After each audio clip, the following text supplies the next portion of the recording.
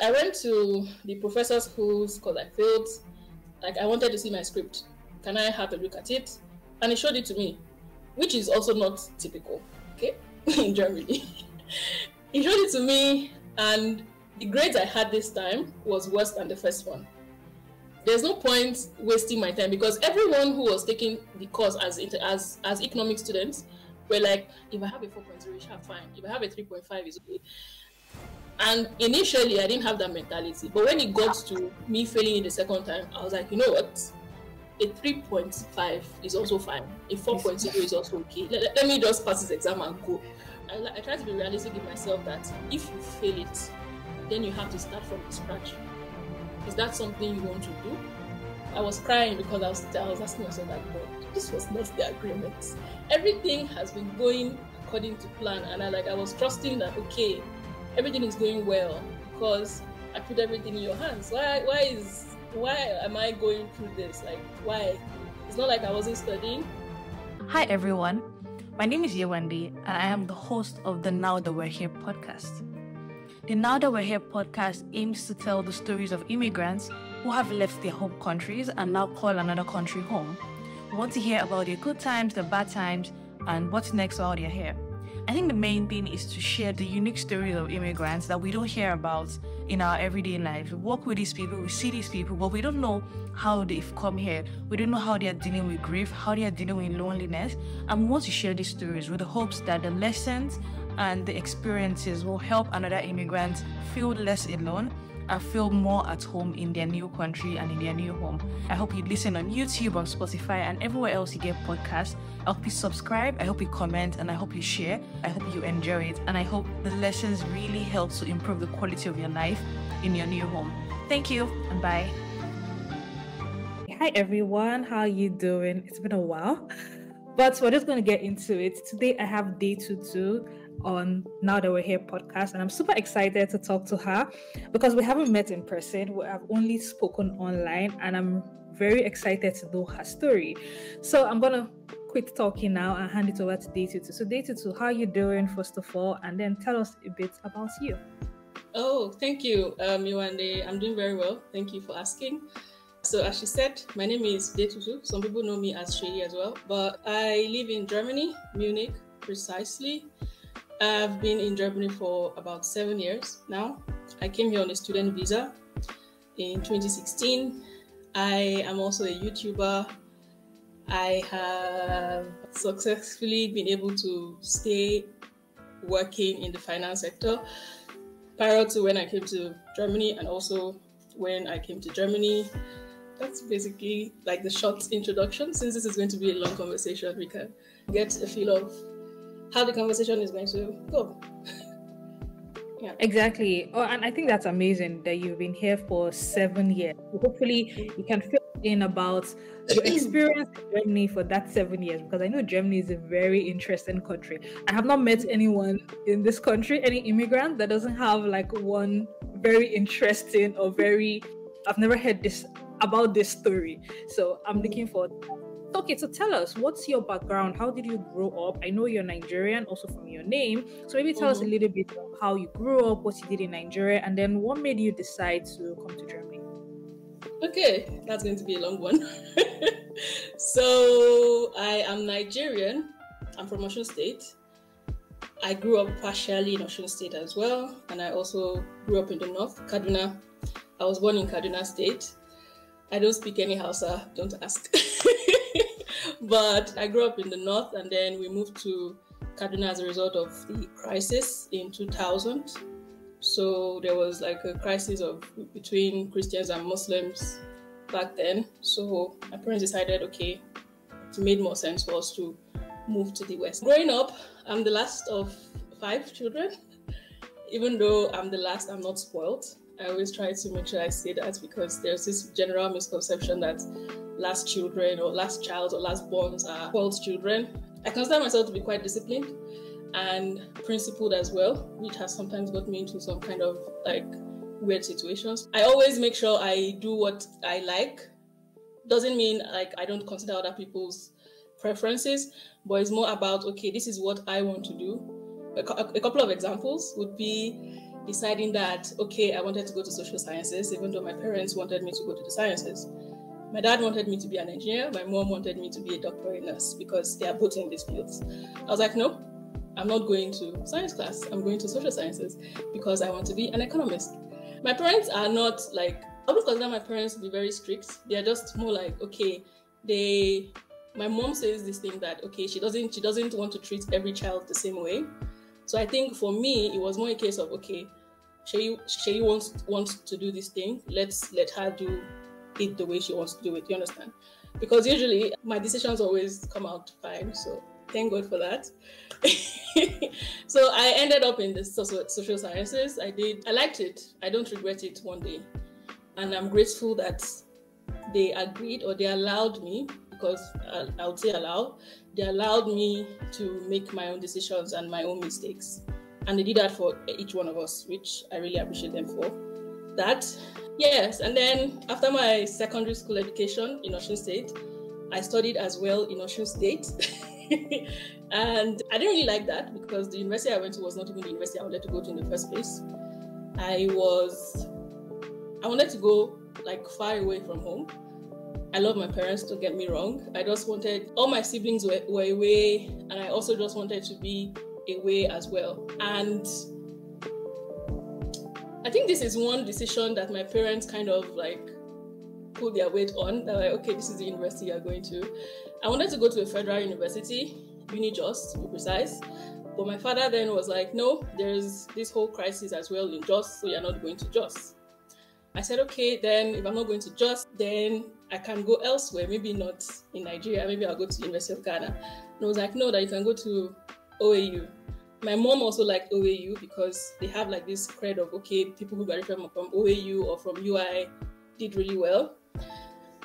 And I was like, I don't really like OAU, but I buy the JAMB form and fill it. So I filled it. I wrote JAMB. Anyway, I wrote JAMB. It was okay. And then that year was the year I graduated in secondary school, 2009, was the year that the WAEC result came out very late. So a lot of people had to stay back or kind of wait. I don't remember why it was late. I actually don't remember. But what I do remember was, luckily for me, I wrote GCE in SS2. And have you heard of this GCE before?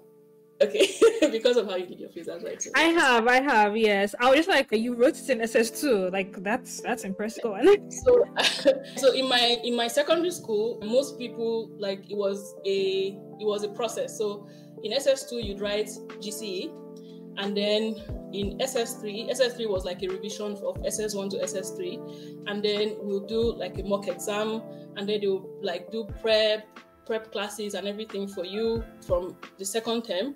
Then from the second term, we also did like the mock exam, which was a different time exam period for SS3 students from every other student that were from JS1 to SS2.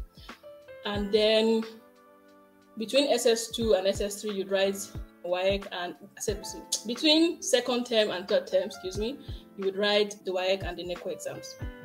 So everyone in my school wrote the GCE in SS2. So that was like the process at my school then. Because I wrote GCE in SS2 and the results were pretty okay, I was able to go to a private university, Bowen University in Osun State. And I didn't want to go to that private school. I wanted a different private school. I wanted to go to Redeemers University in Lagos, like on the way to Lagos. And my dad was like, oh, that's too far. That's interesting. Because I feel like most people would want to go to like the federal school and not the private school in Nigeria. Because like private schools are stricter. Some of them you can't use phones, but like federal school, you can do what you want to do to an extent. Yes.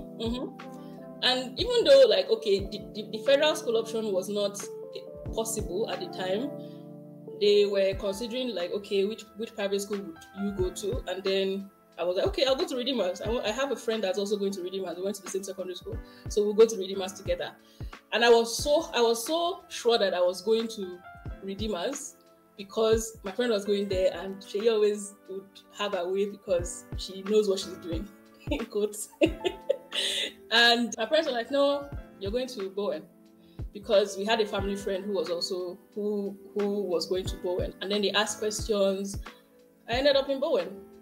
I was given a different program actually at Bowen to study banking and finance, but I don't like the banking sector in Nigeria because of like I just don't like it. I don't think I really have a particular reason, but it's more like I did not see myself working in a bank.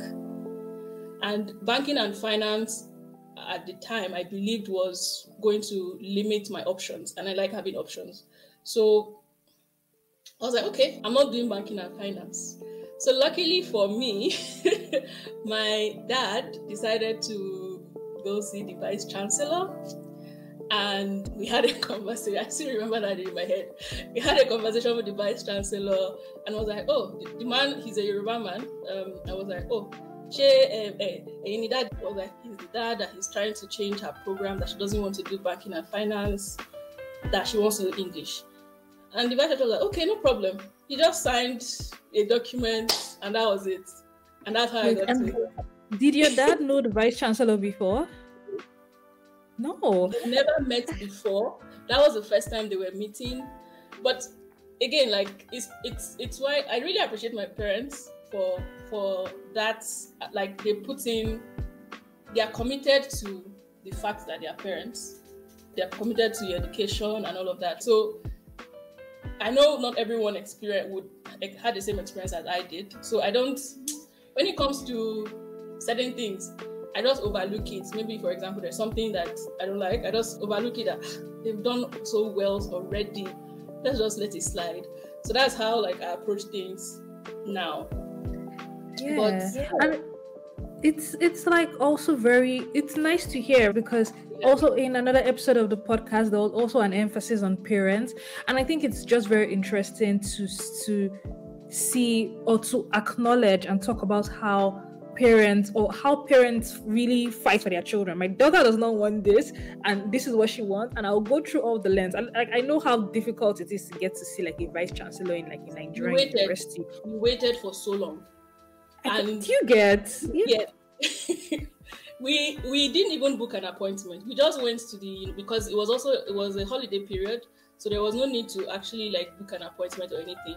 He spoke with this family friend who was at the university, and he was the one who was like, okay, you can just easily just go there and speak with the vice chancellor. And I was like, okay, today we are going to Iwo. And we went together. We went with my admission letter, and they changed the admission letter. And that was how I studied economics, basically. God bless parents. God bless Nigerian parents. God bless parents that take what their children say seriously. Because any parents can dismiss it and say, take what they give you, or you're not doing what I want you to do. So, or maybe move you to a course that they themselves want you to do, not what you want. Yes. I think it's very important to highlight. It is. I started my university at Bowen in September 16th, if I remember correctly, 2009. The same year I finished my secondary school education. It was not bad, to be honest. I know a lot of people who graduated from Bowen University would have a different thing to say about studying in a private university. I enjoyed it. I think also because okay, rules are rules. You need to follow them, okay? I'm not here forever. I think I've always had this. I have this thing I say all the time, that it's just a phase, it's going to pass. And that has helped me through the years, because, okay, things are not going well right now, but it's just a phase, it's going to pass. And that helps me to go through that phase. Doesn't mean I'm still not going to experience that phase, but it's more like, okay, it helps me to see it through and not just give up that, okay, this is too hard, or this is too tough, and I just give up or decide not to pursue or follow through with what I'm trying to achieve. So for Bowen, of course, there were rules. We could not use camera phones. We could not cook. You had to buy food all the time. We couldn't wear trousers. They had requirements for the kind of hairstyles you can make, like colored hair, for example. I don't know about now. I'm talking about them. So in case any Bowenite is watching this video, don't think it's been almost 10 years since I graduated. So excuse me. So they had you can't use colored hair. the hair can't be too long. The earrings were also like, you can't like be using big earrings and all of that to class for evening prayer meetings and all of that, right? We had like a particular time where everyone had to be in their hostels. What other rule did we have? You can't just leave the university premises as you please. You have to like request for an exit. So many things. And for me, it was not a big problem, because even growing up, I was mostly indoors. Not to say I wasn't going out, I was going out, but I didn't really have like a lot of friends. So it was either I was visiting one particular friend that my parents know, or they know, okay, she is here, or they were there, they were the ones coming to visit me. Even got to a state that my dad, I would be home for so long, and my dad would be like, why are you at home? And give me some transport money to go out and visit my friend or something. So I was okay. It's a university. It has enough space for me to walk around if I want to walk around. There's nothing out there that I want to go and get that I can't get. Is it food? Is it clothes? Is it like that? As far as I'm concerned, there's nothing out there that I was going outside the school to go and get, basically. So it was fine. Wearing skirts was not a problem. Like, it's fine. It's a piece of clothing. The purpose of clothing is to cover your nakedness. It was doing that. I was comfortable. It was fine, to be honest. I could wear the trousers I like when I'm done, like during the holidays. You understand? So do you think the rules in Bowen helped you at any point in your life? Like maybe some of the learning, well, maybe not learning, but maybe some of the discipline that you gained, do you think at some point it's kind of like came back to say, okay, I'm glad I went through this process because this knowledge just helped me? I think it would be more like realizing that you really don't need so much to live life. Like, you can do without a camera phone. I think it's also part of the issues why I don't really take pictures. Like, you can do without a lot of things that people are clamoring for right now in recent times. Of course, you can use a laptop. You could use a laptop because of course it was a university, but I can live with what I currently have. I don't need more to be able to enjoy life or to be able to be satisfied with life, okay? You don't need all the clothes in the world, because again, how many clothes can you possibly bring to the university? Because again, we changed hostels every year. So that was also something else. Like, I just learned to live within my means, basically. And I would say my upbringing, yes, and also going to Bowen University also really helped a lot, because what you were focused on was mostly like your studies and like building like a healthy relationship with God, because also the motto was excellence and godliness. So like building a relationship with God, they have something they call it. It's not prayer meetings. Anyway, I've forgotten the name. But in the morning we have devotions. In the evenings we also have devotions. On weekdays, I think on Sunday evenings we go for evening like Bible study or Bible sessions, and then on Wednesday evening as well. I think on Wednesday morning we have like this whole like assembly in the chapel. On Sunday we go to church. On I think Thursday, anyway, we go to the chapel a lot, and then every other time you can plan your time around it, basically. So yeah. Oh, that makes sense. So when you left Bowen, what was it for you? What were your plans? Did you want to work, or did you work a bit? Did you want to go for your master's immediately? Like, did you want to work with the economics degree that you had already? Yeah, I wanted to work in economics. So like, I knew I wanted to be an economist, okay? In what capacity, I wasn't sure, okay? But I knew that, okay, I enjoyed economics, I enjoyed the concepts, and I liked how I could relate it to things that I was seeing around me. I could relate it to the news I was listening to and everything. So I was just like, okay, I want to work in economics. But then I started to understand that, okay, as much as I'm also somebody that likes to have options, economics gave me that opportunity to be able to, okay, I can explore professions in different like fields because of the background I have. So I could also go into finance, for example, which is what I currently do right now. I could still stay in economics. I could go into business. I could go into human resources. I could go into administration. Like, I could go into anything. So I'm not limiting myself. I'm also someone who I feel like it might get boring to do one profession in your lifetime. So I thought to myself that that economics is going to make me be able to, it's going to give me the opportunity to do different things as I choose, depending on what stage of my life I find myself. So after I finished my degree in 2013, of course, in Nigeria, we have something we call the National Service. And people can, you can kind of decide where you want to do your service here. Now, I don't want this conversation to seem like I'm always having my way, okay? Because I told myself that I want to serve in Ogun State, and I ended up serving in Ogun State.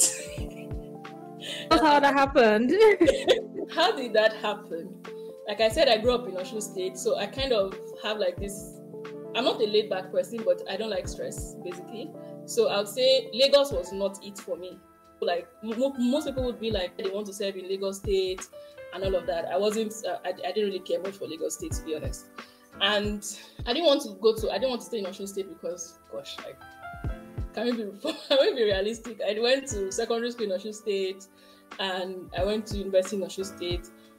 Ibadan was also out of it because Iwo was technically in between, like, Oyo State and Osun State. So I wanted somewhere else, but it had to be in the west, and I did not want it to be in Lagos State. Ekiti, not so much because I'd been to Ekiti and I didn't really like what I was seeing. Okay, so I was like, okay, Ogun State it is. So what I did then was I had a friend whose brother was working in NYSC. I just had a conversation. Oh, I want to serve in Ogun State. Is there anything I need to do? I was like, no, I don't need to do anything. Like, by not doing anything, like maybe pay money, you understand what I mean, for anything. It was like, no, I don't need to do anything. That I should just, I've forgotten how I think there was like a form or something. I got a form, I filled it, and I think he submitted it on my behalf. So I spoke to 3 different people. My dad also spoke to one other person who helped with who I don't know if he was the one who helped. So 3 people helped me to sort out the whole serving in Ogun State. I don't know which one of them did the job, but I thanked all of them, basically. So that was how I served in Ogun State. Nice. Okay. So how was NYSC memorable for you for any reason? And then also after NYSC, what was then next for you? Because that's always the confusing period. After you stop getting was it 30K or 25K that time? After you get it, you're like, okay, so what's gonna happen to me next? So what happened to you after NYSC? Okay, so for me, it was 19,800 at the time. And so, how do I explain this? So when I went for NYSC, to be honest, I didn't want to teach, but that was what I ended up doing. And I liked it, I enjoyed it. I got to know about a skill of mine that I didn't know existed. There was this place not far from Funab. I think it's Ogun State. It's like an Ogun State. I think it has to do with water or something. Anyway, it's a government body. That was where I was targeting. And luckily, I knew someone who knew someone that was working there. So I spoke with this older man that, I want to work in this place. Is it possible to work there? Well, I'm sure that it's fine, that he's going to speak with his friend. So he spoke with his friend, and his friend told me to come to his office. So I went to his office, and you know how they do in Nigeria, like they will give you some kind of document to go and show. So I actually got an offer letter from this government organization to go to give to the LO or LE. I don't know what they call them anymore. Like the head of the NYSC for your local government, LI. And the man saw it. He was like, no, I'm not going there. I'm going to teach. And I was like, okay, why? He was like, yes, that he just wants me to teach. That the place where I was initially posted to, which is the school that I was posted to, that they need teachers there. I was like, but I don't know how to teach. Is it not better if you find somebody who is good at teaching to teach them than for you to make somebody, like force somebody basically to do something that they are not actually comfortable doing? And I was like, no, you learn and all of that. So basically that was how I ended up teaching during my NYSC.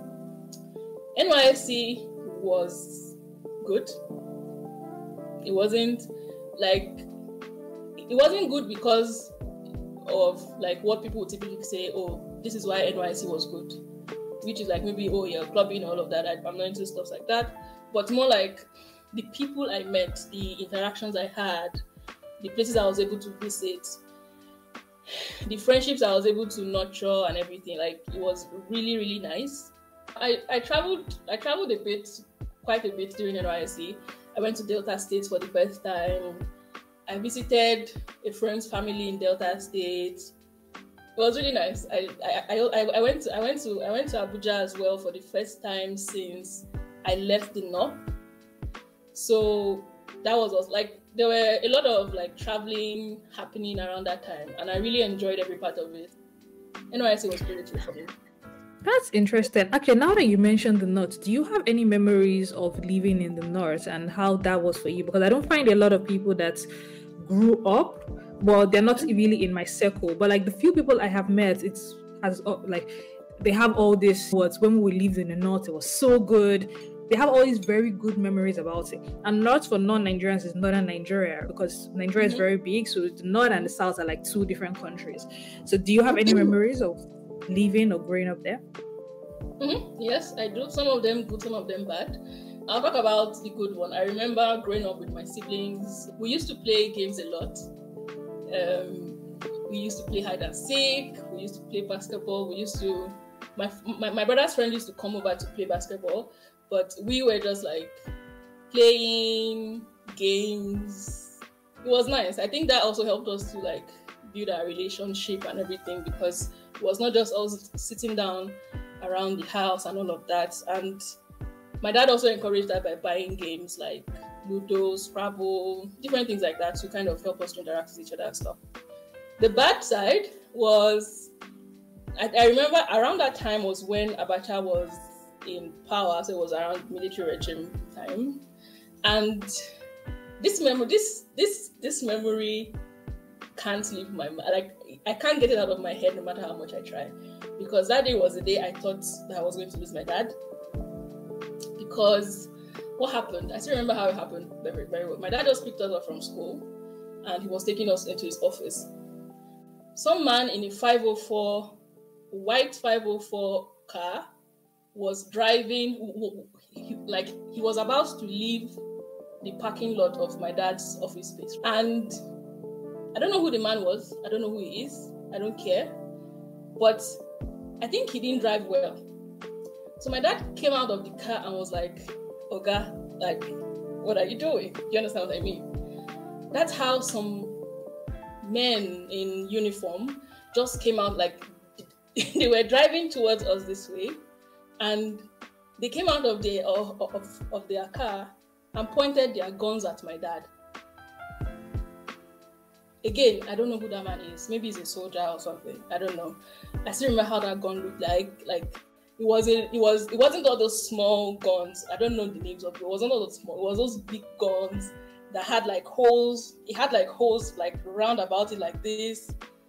I don't know. Oh my God. Okay. Yeah. Sorry. Yeah, so and he got back into the car.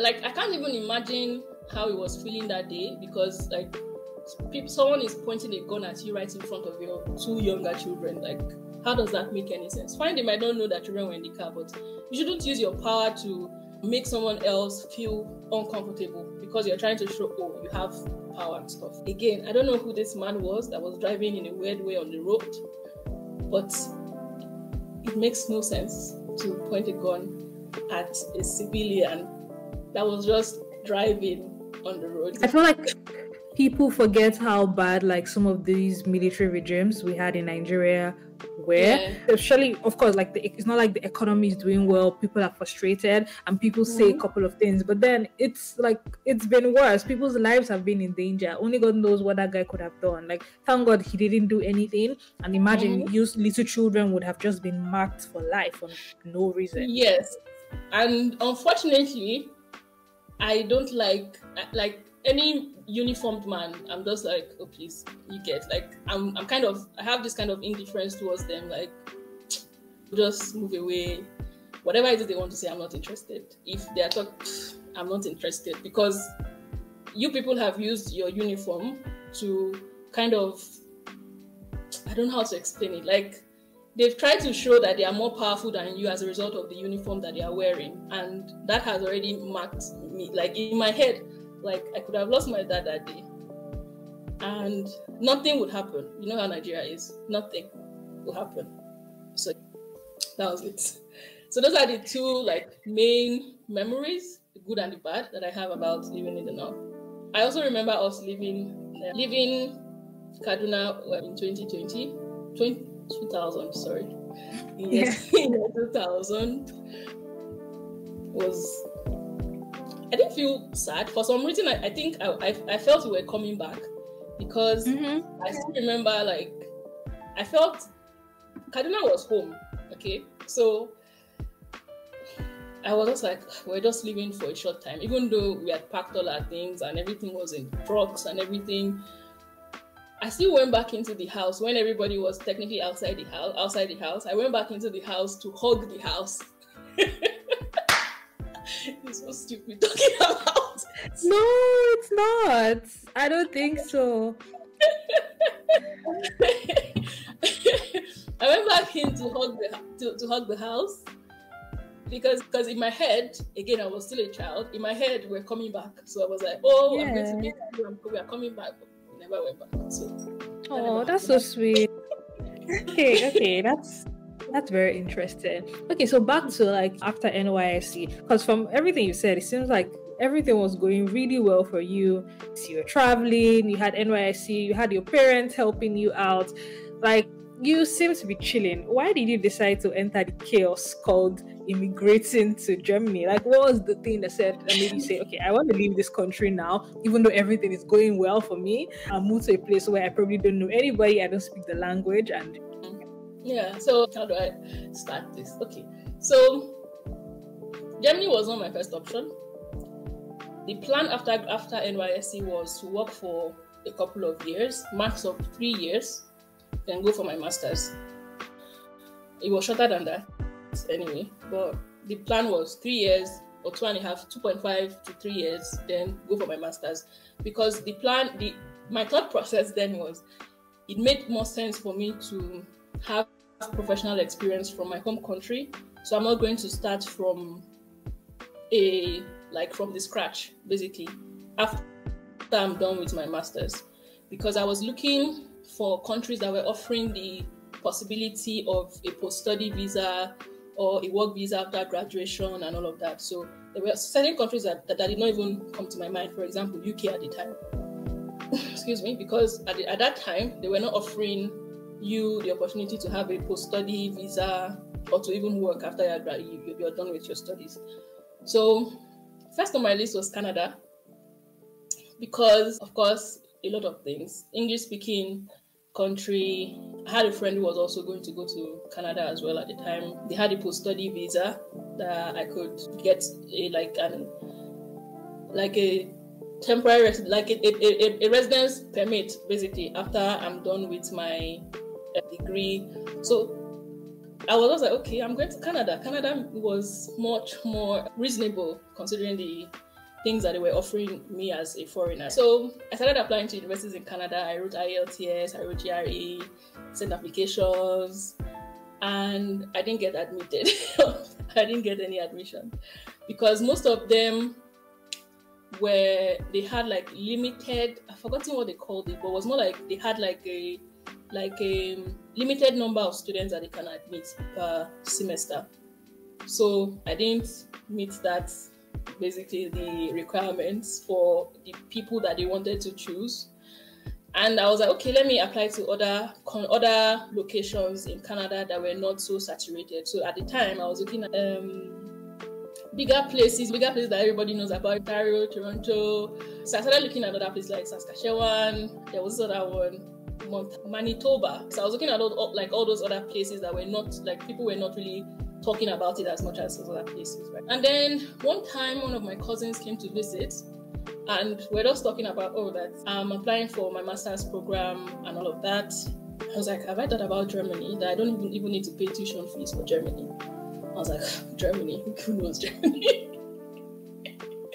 Which is also very interesting now, because I talk about, I encourage people to explore the possibilities that Germany has to offer. I was like, okay. So there and then, he asked me what I wanted to study.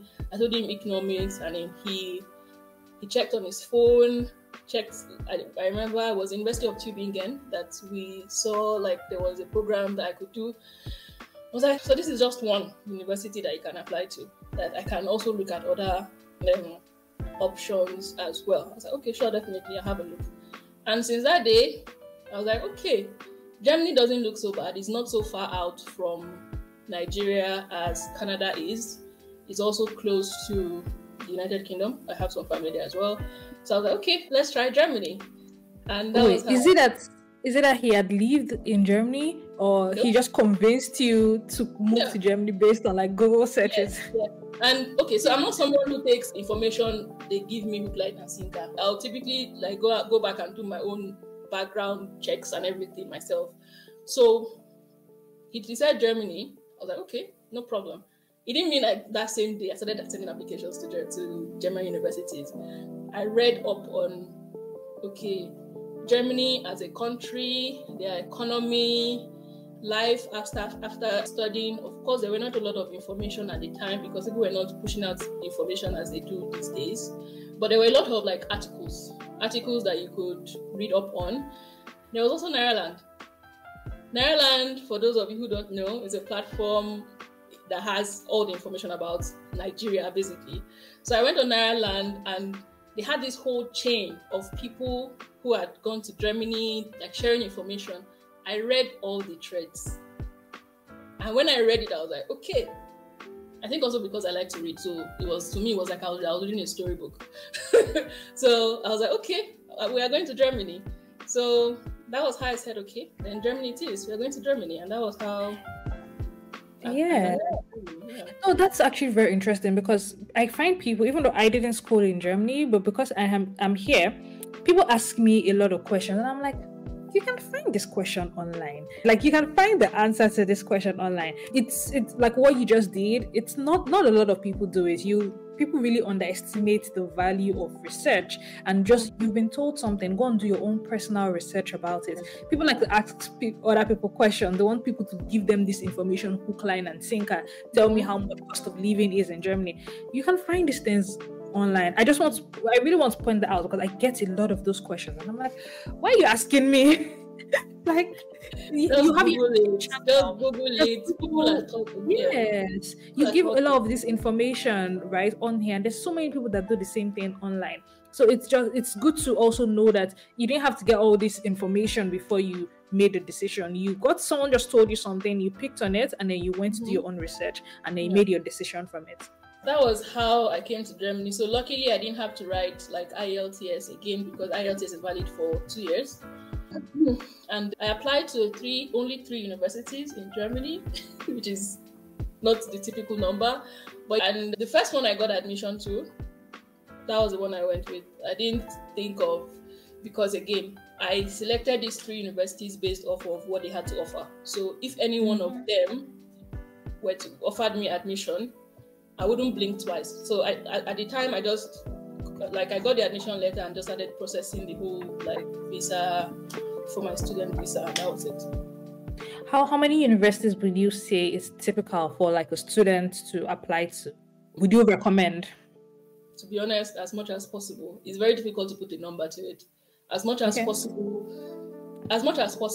apply to different regions, apply to different programs, maybe some of them maybe partially taught in English or something. Like, apply to as much as possible, and don't limit yourself to, okay, so for speaking for my example, I wanted to study economics. I wasn't looking for any other program, okay? And when I initially studied the university I was going to like apply to, it was international economics and management. And as much as I wanted to study economics, I wanted to study economics with a different component. So either economics and management or economics and finance, and those were the only programs I was applying to. But if I was more open-minded at the time, I could have applied to universities that were offering only an MSc in economics, but perhaps you have a specialization component in the program, okay? Or they have an affiliation with another university, maybe in Asia, for example, where you can have a dual master's degree. Like, all these things are available in a lot of universities in Germany that you can access and like make use of the opportunity. And it's not like if you're going to this school in Asia, you're paying fees or anything, right? You have the Erasmus program to sponsor your program. So if I had thought about that, I didn't. But now that I'm here, I have all this information. So now that you're here. So explore opportunities, like don't limit yourself and don't box yourself that, okay, this is what you want to study and that's the only thing you want to study. It's more about, okay, is your program flexible enough for you to add a different component to it?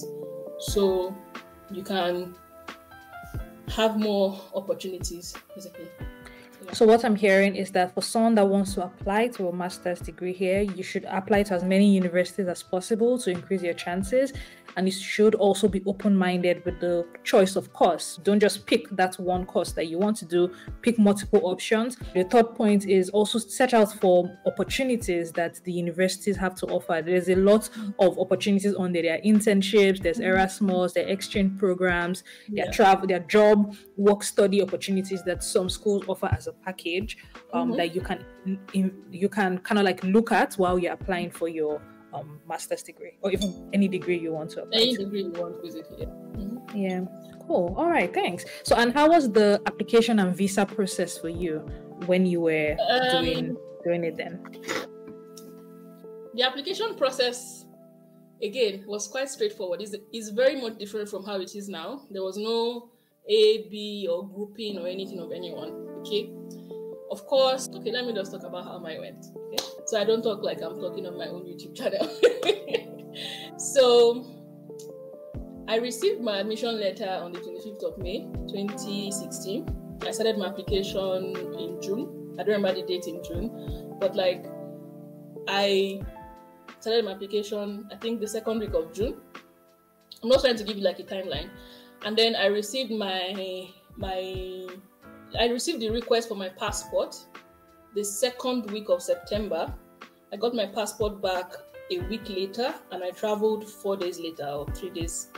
I traveled like 4 or 5 days later, basically. So the application process was pretty straightforward at the time.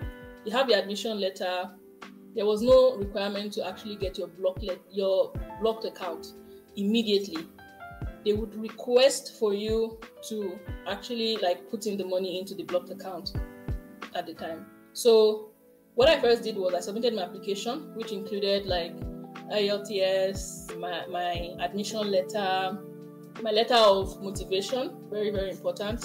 There was also a form that you had to fill, which I downloaded from the consulate's website. Then they also needed like some, because I remember having to do like a document for my local government. Kind of like, I don't know why I did that, but I remember like going through the stress of going to do that. Your birth certificate, basically all the documents you typically see on their websites that is a requirement for the applications. Probably much more updated now than what I just mentioned. Check it out if you want to go study in Germany. Then I went there.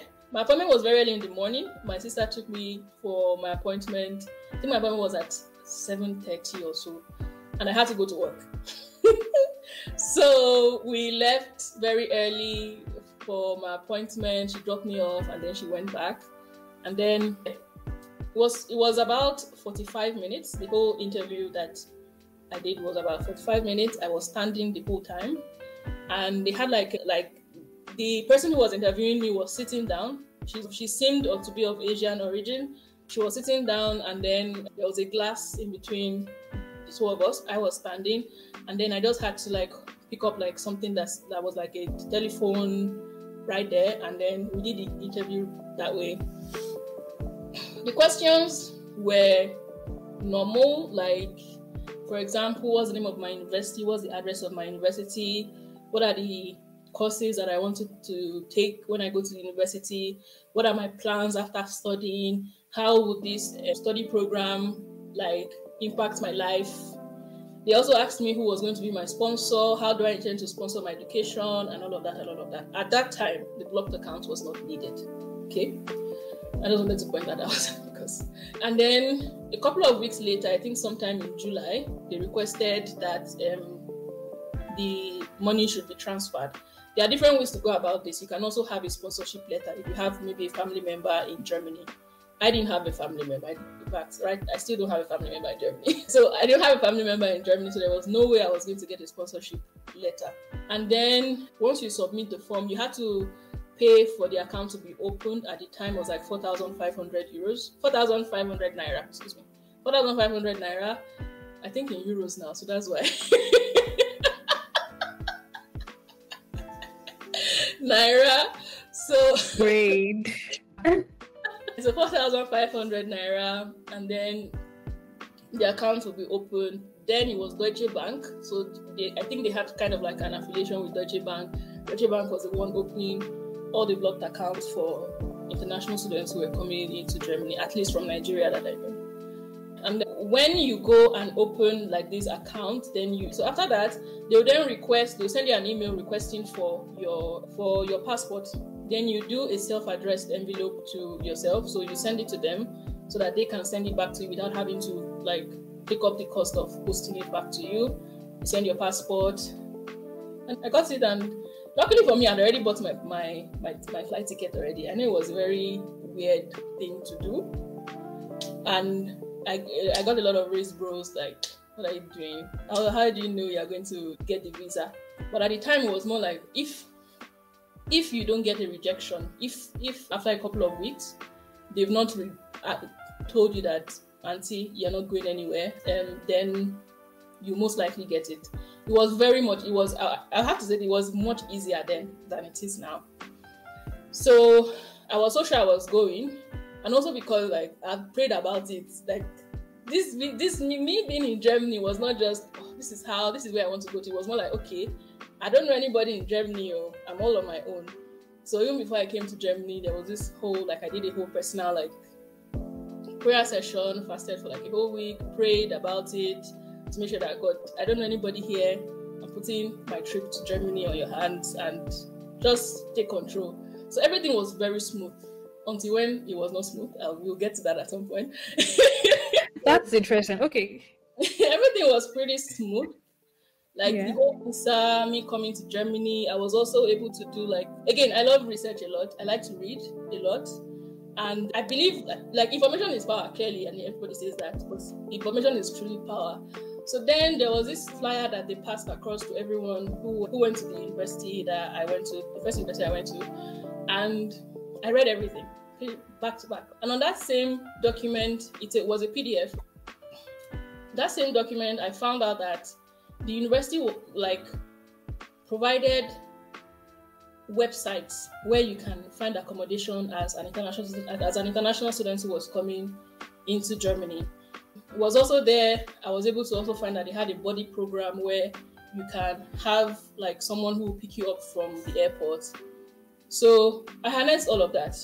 Okay, and luckily for me, thank God, I was able to get my like accommodation from Nigeria even before I landed. So I had where I was going to when I arrived in Germany.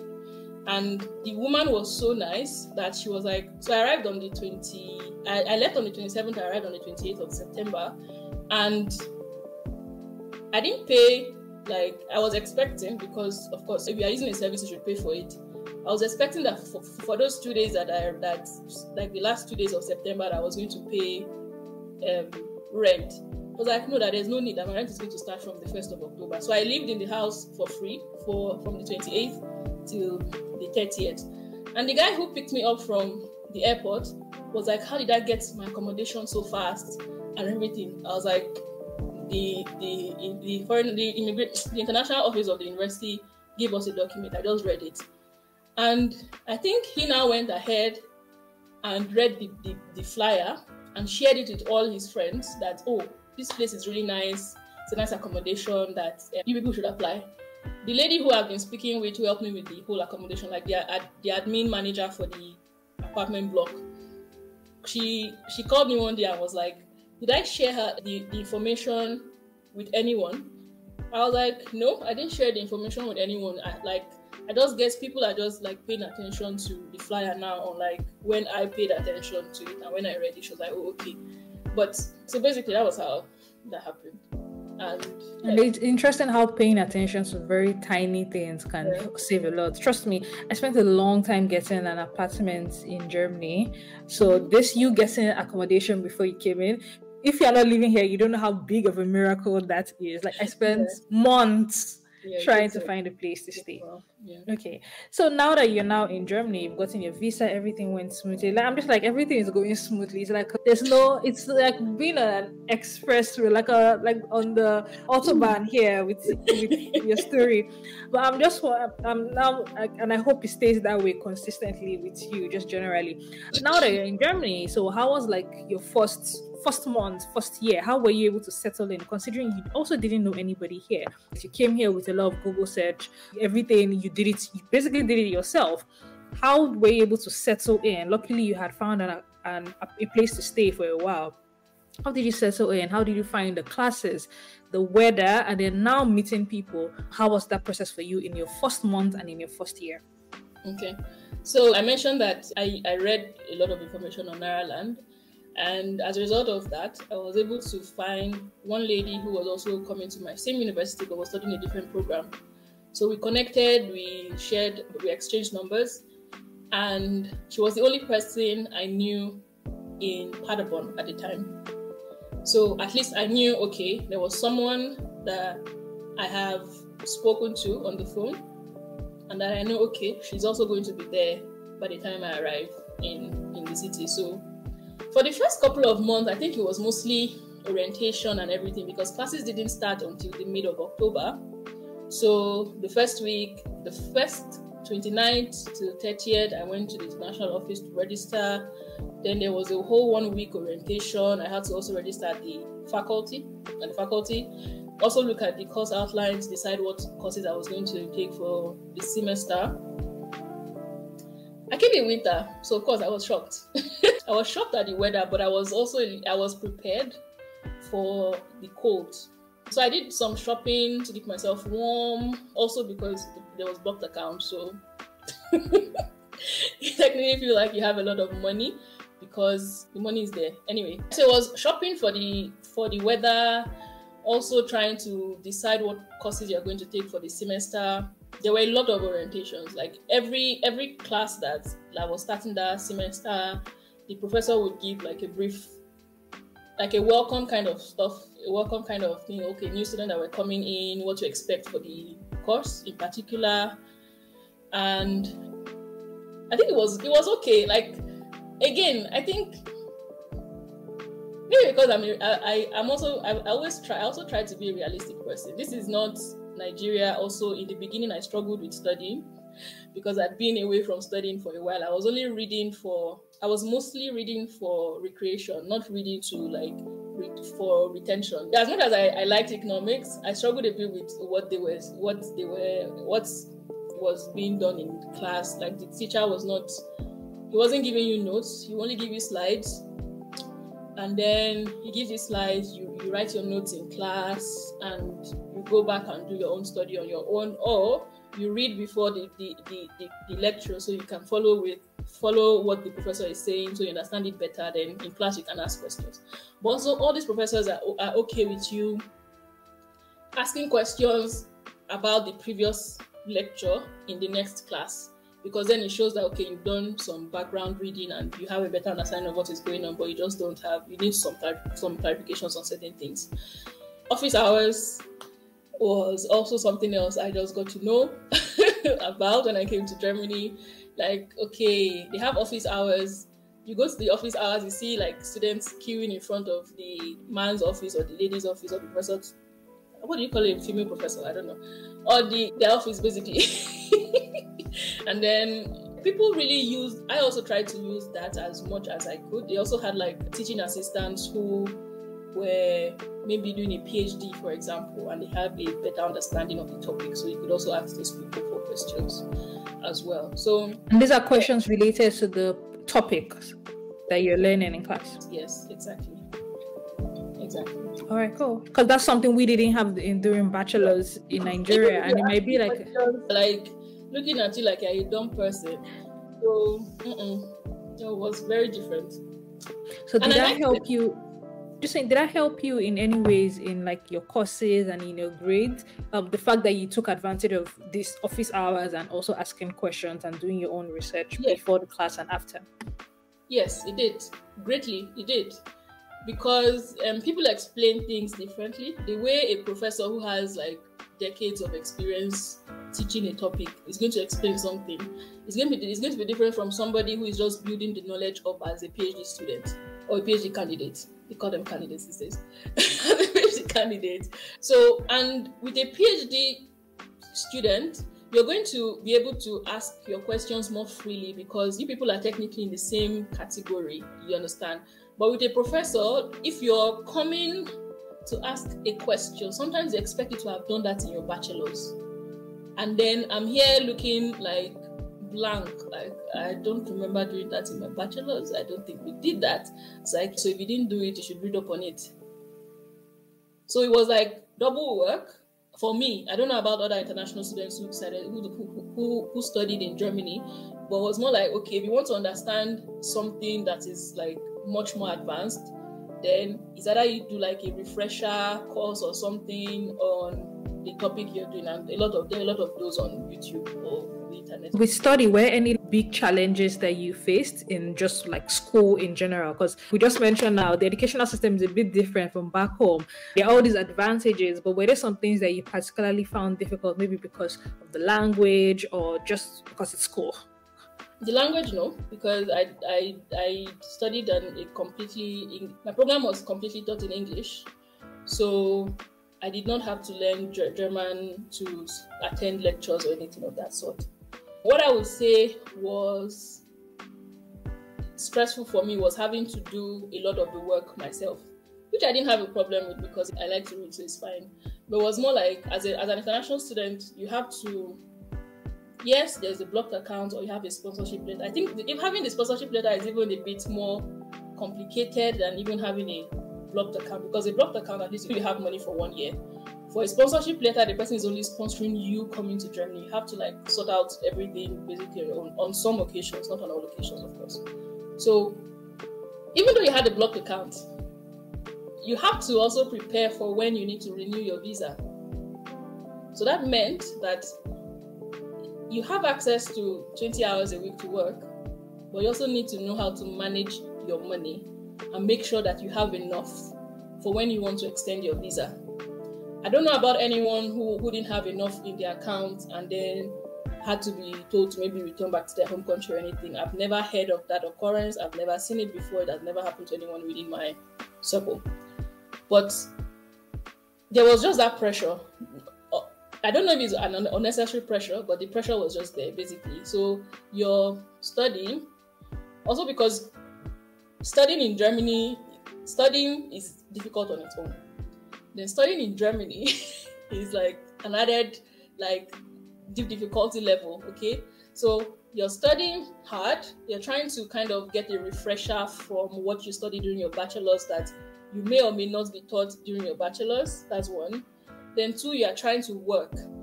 And at the time, also because it was a small city, that's the University of Paderborn, was a small city, so most of the opportunities available to students were like, they had this German requirement, okay?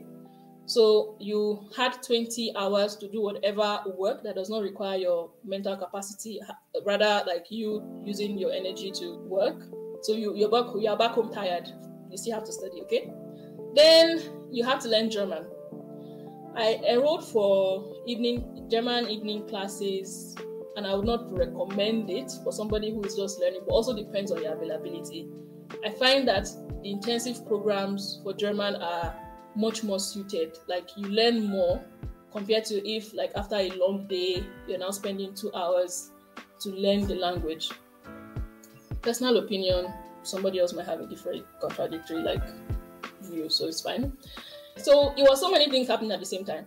There was trying to pass your program, because back home your grades are very important, and sometimes people lose opportunities because of the kind of degree they graduated from the university with. In Germany, it's not always like that. Like once you have a master's degree, most people would not write in the job adverts that, oh, you need to have a 2.0, you need to have graduated with a 2.0 or something. For some graduate training programs, yes, they would say maybe top 15% or top 25% of your class. But for like a typical normal job, like a starting out job position for a master's degree holder or a bachelor's degree, nobody's going to ask you what grade you finished with. They'll ask for your certificate. I can't say if it's going to be like one of the reasons why they would decide not to go with the candidate or not, but nobody's going to ask you, did you finish the 4.0 or you finished the 3.7 or you finished the 1.0? It's good to have for people who want to pursue a PhD or something. And it's also like bragging, oh, I finished with a 1.0, 1.5 or something. But otherwise, it's not very important. But at the time, it was more like, okay, I just need to do well in school. So you have this pressure to do well in school, also because people have invested so much in your life. So you can't slack. And then also having to fend for yourself. It was not the first time I was fending for myself, but it was the first time I was fending for myself without having to like think of, okay, support was coming from anywhere. So I was responsible for myself 100%.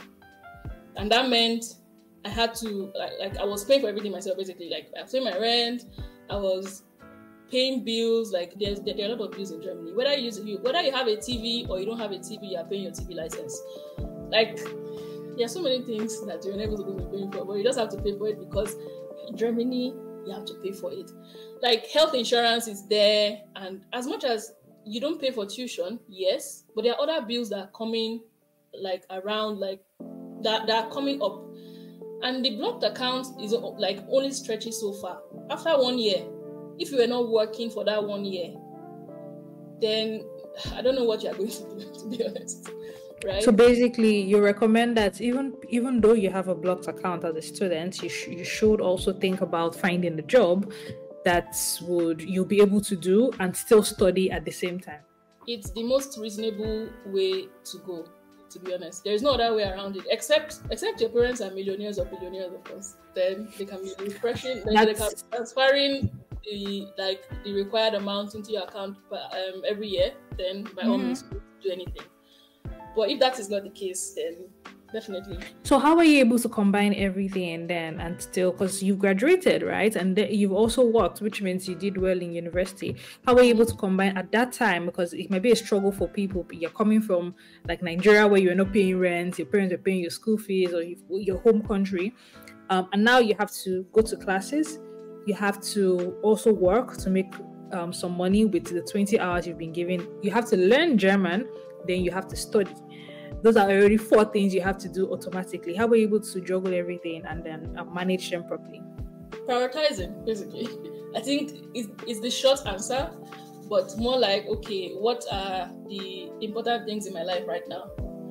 I need to pass this course. I need to study for this course. Or I have a test in 3 weeks. What do I need to do to study for this course? You understand? Aside that, you need to have like non-negotiables. Okay, the non-negotiable is my classes. I am not missing them for anything. Okay, so I'm going to classes. Then you work your work schedule around your classes because that's why you're here. You're on a student visa. Okay, so classes again for master students are not like always every day of the week. So sometimes you have like classes 3 days a week, depending on the courses you choose to take. Then you can have maybe like 2 different courses like back to back. Then you have like maybe 4 hours or 2 hours like break, and then you have 1 lecture or like a tutorial. Then after the tutorial, you have free time. Go to the library and just like I kept on staying in the mood of, okay, I'm in the study mode basically. So after class, I'm either going to the library or I'm going home and I'm like sitting down. I'm trying to like refresh my memory on what has been done. If I need to go to work, then I go to work and then I usually work on days that I don't have classes, but on some days that I have classes, maybe it's just 1 class I have that day. Okay, and then after the class, I go to work. So you just have to figure out how to work around it. And anything that doesn't fit into it, you dish it. Like, it's not important, basically. And like I say, it's just a phase. It's going to pass. So that was basically how I was like doing it for the time I was a student, for the whole time I was a student. Yeah. I was about to start. I was talking without unmuting. There's also this thing that happens, which I've heard about a couple of students that say that people because courses are 2 years, master's degrees are 2 years in Germany, but then people say it's impossible to finish in 2 years. People have to do it for 3 years. They have to extend, especially because of all the things you used to do. From your experience, what's the expectation for that people should have in mind for this? Okay. So, it took me a very long time to finish my master's degree, not by choice, but by circumstances. I also heard this thing that you said. People say it with so much confidence that as a foreigner, you can't finish your degree in 2 years. And I like people to challenge me. Okay. So I was like, okay, you can't finish in 2 years. Watch me do it. So I was on track to finish my degree in 2 years, actually. And then I applied for an Erasmus program in the business school in Athens, Greece. So I got accepted. I went through the whole process. Before I even started this whole process, there was also this negativity statement that, oh, they don't give Africans programs like this, like exchange semesters. I'm wasting my time. And I was like, at least I would have tried, and then if it doesn't work out, I can say, oh, I tried and it did not work out. Than for me to not even take that risk on myself that, okay, let me at least see if I stand the chance. It's not to just submit applications and do the interview. And if I qualify, I get it. And if I don't qualify, we try another time. So anyway, I got the exchange semester, luckily for me. And I did it with one of my friends we kind of had like the same mindset about life in Germany and all of that. So it made sense to do it with him. So we worked together with the whole application. We had to translate some documents into German. His friend did that for him. So he did it for both of us. We prepped for the interview. It was really nice. And we both got into the Erasmus program. He went to a university in Poland. I chose Greece. And something happened along the line, okay? As much as I was almost done with finishing my studies or completing my studies at the time, I failed a program, a core course in 2017. I arrived in 2016. I wrote the core course the first semester. I failed it in the winter semester of 2016. And at that university, you can't take like a receipt of that exam the following semester. You have to wait for the next year to rewrite that exam. So that meant, of course, like you've kind of lost your knowledge on what you've learned and have to relearn everything all over again. Not a problem. I took other courses. I applied for this exchange semester. I was going to complete the program. I had my supervisor. I had my thesis supervisor. We were having conversations about my thesis topic. So 2.5, like I was supposed to finish my degree in like 2.5 years. Like, okay. And I was looking at the finish line, like, okay, I'm about to be done. People who were like, you can't finish your master's in 2 years, like, now they see that it's possible. It's just like, you just have to plan your time well. I'm not the perfect person in time management, but you just have to plan your time basically and prioritize stuff. Then the second time I wrote it, which was the winter semester of 2017, I failed the exam the second time. And it's a core course. You're not supposed to fail it twice. So there were so many things around that. More like it's either I changed my program to a different program, or I write it the third time, but under certain circumstances. And I had to go and see my course advisor at the time because there were only two of us who failed it the second time. And apparently that was the first time it was happening ever. Okay, so I also felt very strange. But again, like, if you want to try things for the first time, there are also good and bad stories. So I went to speak with my course advisor and he was like, hey, your grades are okay. So we're going to have a conversation with the dean and everything, and then we'll see how we go about that stuff. That took a while. Of course, I was unhappy. I was unhappy. Like, I was sad, extremely sad. And I was emotional. I was crying because I was asking myself that, God, this was not the agreement. Everything has been going according to plan. And I was trusting that, okay, everything is going well because I put everything in your hands. Why am I going through this? Like, why? It's not like I wasn't studying and all. So I went to the professor's course because I failed. Like, I wanted to see my script. Can I have a look at it? And he showed it to me, which is also not typical, okay, in Germany. He showed it to me, and the grades I had this time was worse than the first one. And I was just like, why can't I just pass this course? What is so difficult about this course that I can't pass? And anyway, I kept on like following up every week with my course advisor to know what the steps were. And then it was also around this time that I had to also start processing the whole, like, me going for my exchange semester. And I thought to myself that I can't go for this exchange semester. Like, my life is currently like very shaky. It's very like, I'm uncertain about the future. Doesn't make sense for me to go for an exchange semester and then I come back and then I have to write the exam and then I fail it. Then it means I've wasted time, basically. So I forfeited the exchange semester. I told them to go ahead with the next person in line. It hurt me really much, a whole lot. But anyway, I consoled myself by supporting my friend my friend who we did the whole application together, and he got the Poland one. I even followed him to Poland to kind of like, we went for an exchange semester kind of thing. Like, he's Nigerian as well. So I followed him to Poland. We went through the whole university together. It was so nice. Even though I didn't go for an exchange semester, but I was so proud of him. Like, he probably would never, well, he'll probably see this video, but anyway, I'm so proud of you in case you're watching this. So anyway, so I was so proud of him that, like, I just wanted to support him in all the ways, like, possible to make sure that, okay, he settled in well and all of that, yeah. And then back to my reality. I decided, because of like the circumstances that were happening, like, okay, I had to be realistic with myself. There were options, but what were the options? One was I take the course again for the third time with a 50-50 chance of, okay, I pass it, I don't pass it, okay? But the conditions were that I have to attend special tutorials with the teaching assistant, and it was compulsory, it was not optional.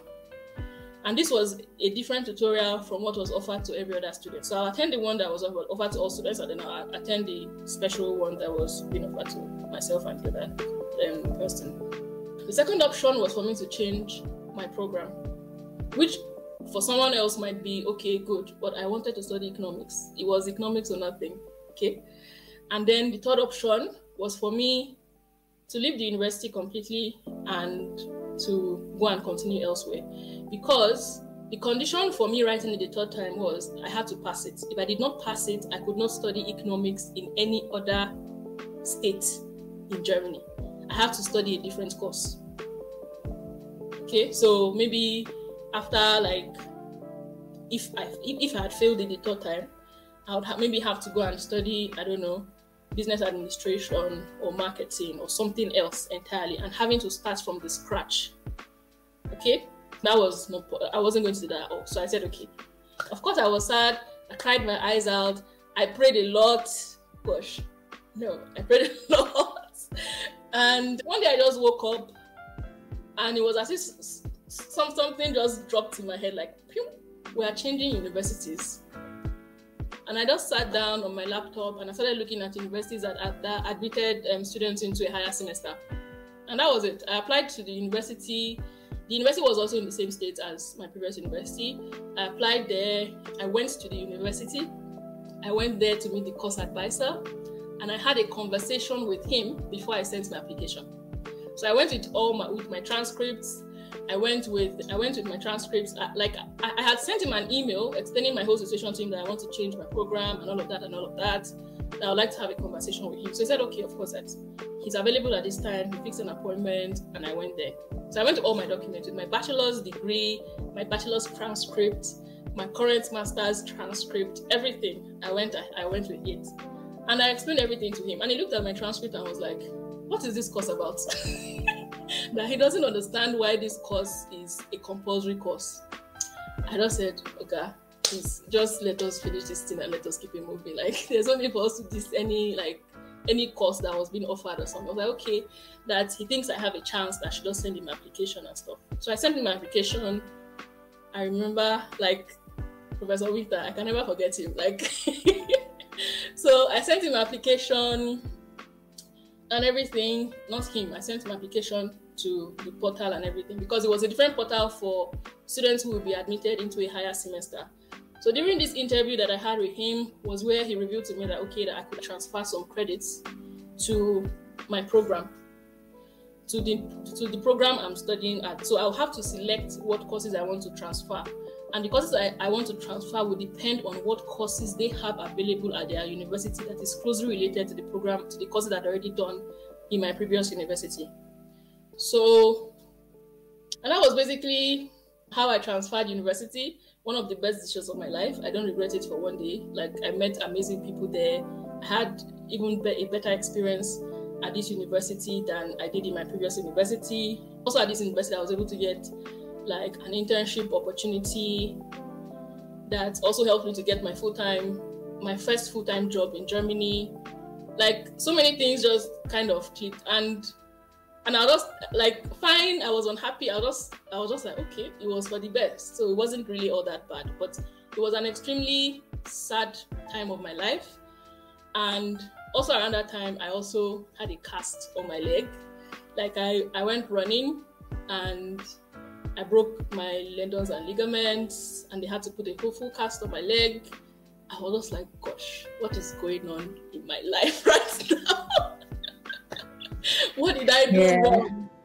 There's some periods where it just feels everything that you're working on is not working, and it might not necessarily be your fault. Like, see how easy it was for you. You went to the other school and they're just like, what exactly is this? What are you talking about? Sometimes things might be, I really wanted to highlight that, because sometimes things might not be going the way we want them to go in our lives.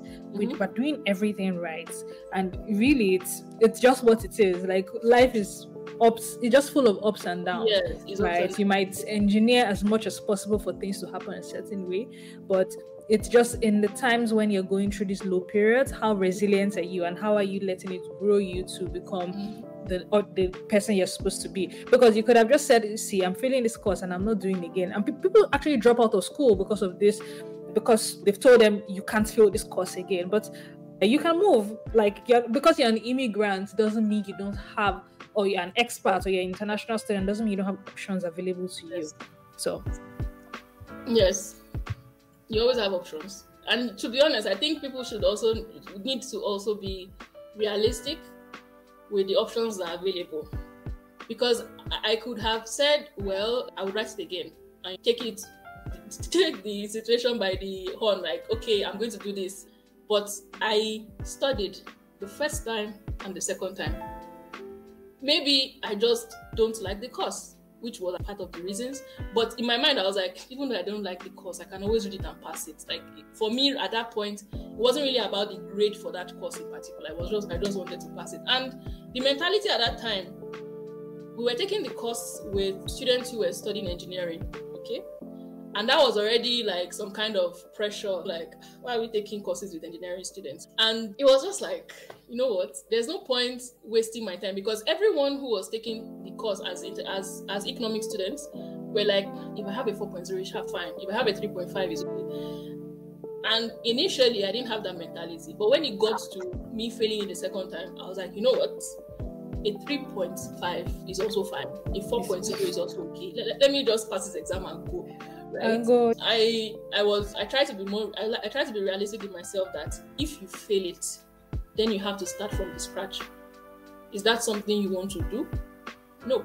The short answer was no. I don't want to do that. Okay. And my master's took longer, but I also gained things from it. For example, I got I gained a whole 1 year of an internship I gained knowledge. I got to meet new people. I went to a completely new university that I absolutely enjoyed my whole time there.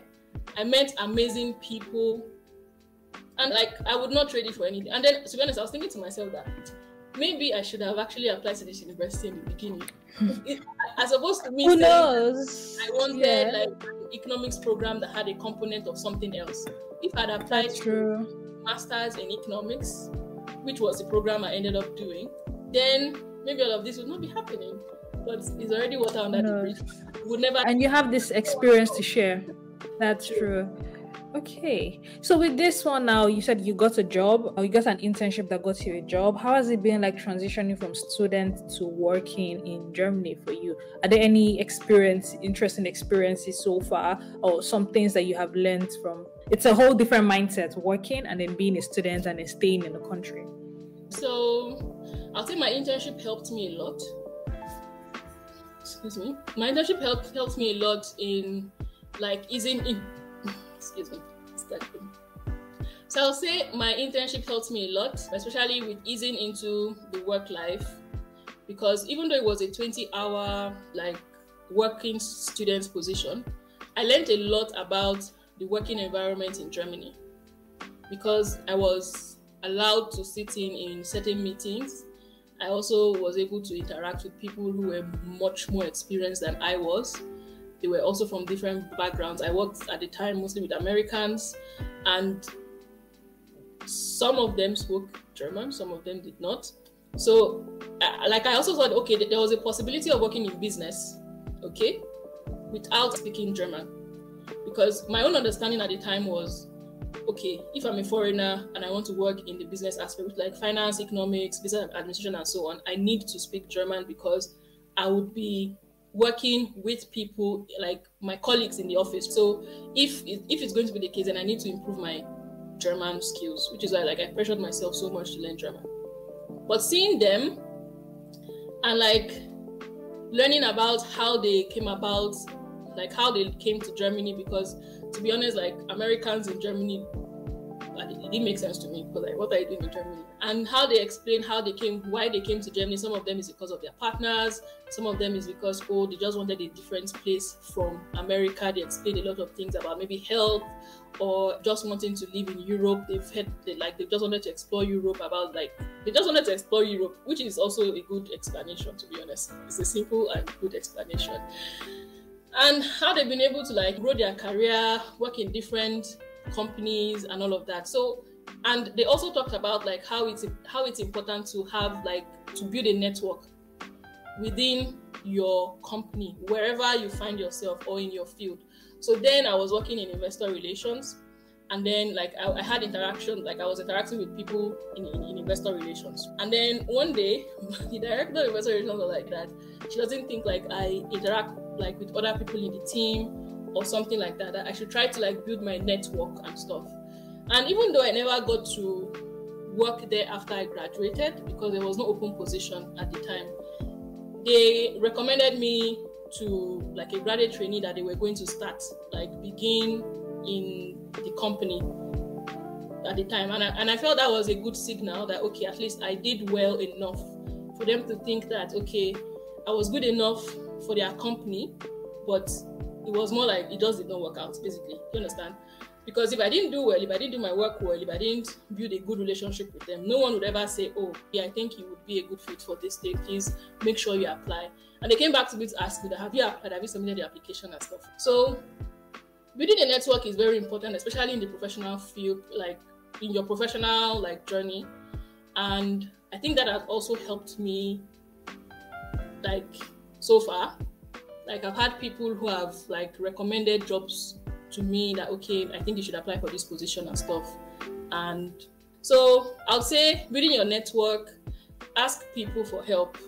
If you don't understand something, you don't know something, nobody's an island, nobody knows it all. Ask questions. There's nothing like a stupid question. You just don't like know it, and someone else might have a deeper understanding of it. Ask questions, network, let people know what you are going through. I'm not saying tell your business to people, but more like, okay, you want to learn more about corporate finance, for example. ask someone who is working in the finance field, what courses do you think would help me to have a deeper understanding of corporate finance? How can you advise me to grow my career if, for example, I want to be a CFO in the next 20 years or 10 years? And all those kind of questions will help you to plan your life, because you don't want to be the one making all your mistakes on your own. You want to learn from other people's mistakes, and that will really help you, because then you actually know what you're doing. You're not just going with the wind and seeing how it goes. So that's my That's advice. Interesting. Okay, so my last question to you now is, now that you're here, you've been in Germany for 8 years, you said, you already hit the citizenship mark. Basically, you're now German. But now that you're here, what's next for you? What would you tell to someone that's going to start the process from where you were starting from in 2016? And they're just really looking, they're like, okay, I really like your story. Your journey seems very similar to mine. Maybe I grew up in the north too, or something. And then what would you tell the person now from the point of view where you are right now? I would say believe in yourself. Believe in yourself and always compete. I don't know how I'm going to say this. I don't want to sound like a motivational speaker, okay? But believe in yourself, basically. Believe in yourself. There's no other, why are you believing in somebody else when you've not even started, you've not believed in yourself yet, right? Believe in yourself. Also, take risks, because there are a lot of things that I did that did not make sense to a lot of people, but it's my reality. I'm the one living it. I understand it better than anyone else. Yes, advice is welcome, but you'll still be the one to make the decision and live with that decision. So any decision you are making, you need to make sure, okay, is this what I should do? And that's why I'm really grateful for my background, because they allowed you to make your decisions on your own. Even when I had to change my university, it was more like, are you sure that is what you want to do? And I said, yeah, that is what I want to do. And the next statement was, okay, we are supporting you with your decision, basically. You understand? So it was not that somebody is telling me what to do. Every other person has their life to live. Make sure that the life you're living is what you want for yourself. And make the decision, be informed about what you want to do. Don't just make a decision blindly. People need to do research. Try to understand, okay, read up on what somebody else has done who has been in your situation, maybe in a different country. So you can inform yourself on how to go about it. What would be the best approach? Okay, and also have the bigger picture in mind. Don't focus on the small things that, okay, what will people say? People would always talk, whether you do good or you do bad. So that's all. That's nice. Thank you. You didn't answer the part. What's next for you in Germany? Okay, for me, it's improving my German. I've been able to learn my German up until B2, even though I struggle with some aspects of it. So I want to be able to speak German as fluently as I speak English. I know it's going to take a while. I'm not putting any pressure on myself. I also want to travel more. I've not done that in the last 2 years. I also want, something else is I want to travel more, travel to Nigeria, and Nigeria being one of the places I want to travel to. I also would like to explore opportunities around my profession, see what opportunities are available for someone on my career path, basically. Nice. Oh my God, we have spent almost 2 hours talking. Thank you so much. I really appreciate you for sharing your story. I love how your path was very deliberate, very intentional, and you basically put a lot of work and thought into it. You also did a lot of research. What you have done is, a lot of people don't do this, and I really hope your story would inspire someone to believe that they can, whatever they set their mind to do, they can do it. And then if they're also similar to you, you're not alone, you're not different, you're unique, but people have gone through the same thing that you're probably going through right now, no matter what it might be, failing a course or being in a place you don't want to be in, just whatever it could be. So thank you very, very much, Detutus, for sharing your story. I would include links to your YouTube in here for everyone listening. She has amazing videos on YouTube talking about studying in Germany, being in Germany, immigration. Please check it out. I'll put the link in the description. Where else do you want people to find you apart from YouTube? Well, I'm not active on Instagram or, well, maybe TikTok. TikTok. Okay. But I'm also on LinkedIn. Okay. Yeah. Cool. All right. And this is the end of this episode. Have a great day, everybody. Thank you so much for watching, guys. Bye.